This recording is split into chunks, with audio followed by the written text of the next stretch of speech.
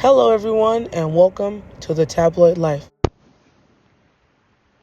This was one of the creepiest experiences of my life because I was almost abducted. I was in 8th, maybe ninth grade, so about 2008, 2009. My parents were in the middle of a divorce, but the family was still living together. The house was tense and toxic. Most nights, I'd leave the house just to breathe. Late night walks around the neighborhood became my escape. One night I wandered to a Baptist church I always passed. 3 crosses stood in front of it. The building always looked closed midweek, so it was quiet and still. There was a small garden out front, brick-edged walls, a little pull-through driveway for drop-offs. I'd sit there sometimes in the garden walls, just listening to music, killing time. That night, I had my Blackberry out, music playing, zoned out. I knew I'd be late going home, on purpose. Home wasn't where I wanted to be.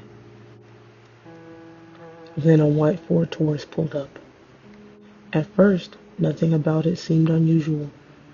The church sat just off a main street, surrounded by apartments and townhomes. People stopped there all the time to take calls or check directions.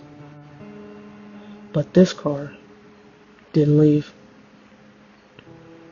Something in my gut told me to stay alert. Even back then, I was street smart. I was always aware of how vulnerable I was, young, late at night, alone, female. I always carried a small pocket knife. It wasn't much, but it was something. Music still in my ears. I kept one eye on the car. Then something happened. Maybe the door opened. Maybe the interior light of the car flicked on. I don't remember which came first. But something grabbed my attention, and I looked up, and a man stepped out. He looked like something out of a nightmare. Tall, over 6 feet, muscular, tight white t-shirt stretching across his chest, pale white skin, bald head, piercing and icy blue eyes. The kind of man you wouldn't want to see even in daylight. Then he smiled. He stood by his car for a second. Then he looked right at me and said, "Hey." I ignored him at first, but there was no one else around. He was definitely talking to me. He asked, "Do you live around here?" Or, "Do you need help getting home?" Something like that. I told him I was fine. I even lied, said I didn't live around here. I didn't want him to know where I actually lived. He kept talking while moving slowly toward the passenger side of his car, the side facing me, pacing like he was circling or hesitating. Either way, it was creeping me out.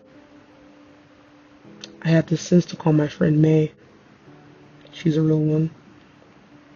I whispered, "There's a guy in front of me in a white car. Pretend you're on the way to pick me up or something." She jumped right into character. Meanwhile, he got closer. To this day, it pisses me off how close I let him get. I could see his teeth glinting in the streetlights. I could count them. I got a perfect look at his face. Once I realized how close he was, I stood up and started talking louder on the phone.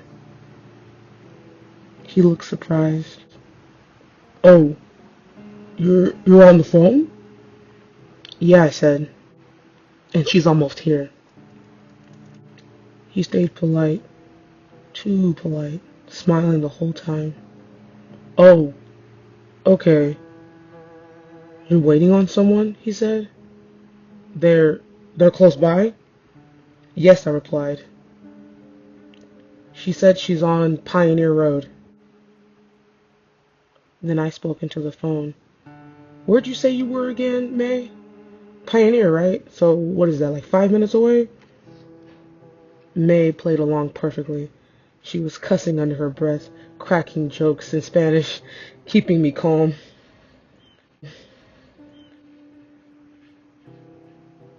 I started walking slowly, sideways, keeping him in my peripheral, acting like I was just waiting for my ride. He stayed put, maybe a step or two from where I had just been sitting. He was watching, calculating. "I can wait with you," he said. "I can even take you to where they are." Acting like I didn't hear him, he repeated himself. "No, thank you," I said. "They're pretty close by, I'm fine." Made sure to repeat it into the phone so May knew what was happening. I walked toward the sidewalk in front of the church, veering left toward a nearby apartment complex, my complex, hoping cars on the main street would see me. I glanced back, brake lights glowing red. He was back in the car. Good. May was still on the phone. "Do you want me to get my mom? We can come pick you up right now."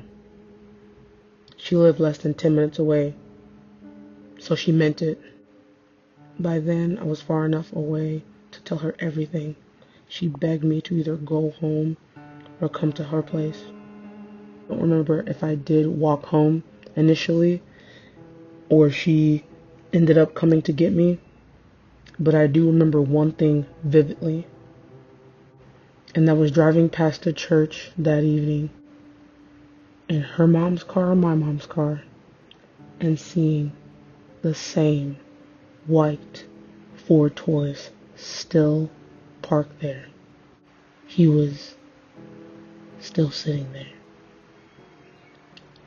almost an hour or more later. That's when it truly sank in. I could have been taken, just gone. I've had other run-ins with creeps, men following me, cat calls, but this was the one time I truly felt how close it can get. I've never seen that man again, and I pray that was his first and only attempt, that he never tried it again. But his face burned into my memory. I could describe him down to the jawline. If he walked past me today, I know him instantly. That was one of the worst moments of my life. Nearly being abducted by a stranger outside of a church late at night. Just trying to escape a toxic home and realizing sometimes danger waits exactly where you go to feel safe.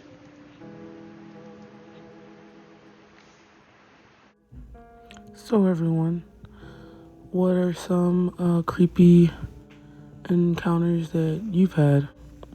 Or do you have a story to share that's similar? I'd love for you to share them in the comment section. I would also love to know, how am I doing? What's some feedback on this story? Do you like this story? Could I have elaborated more? I just kind of want to keep them short, you know? But, of course, as always, thanks for listening and being here. I try and upload every Tuesday and Thursday. Still working on being consistent, so bear with me. But you can always listen to teasers on TikTok and Instagram. So please like, share, comment, and subscribe. I look forward to seeing y'all in the next video.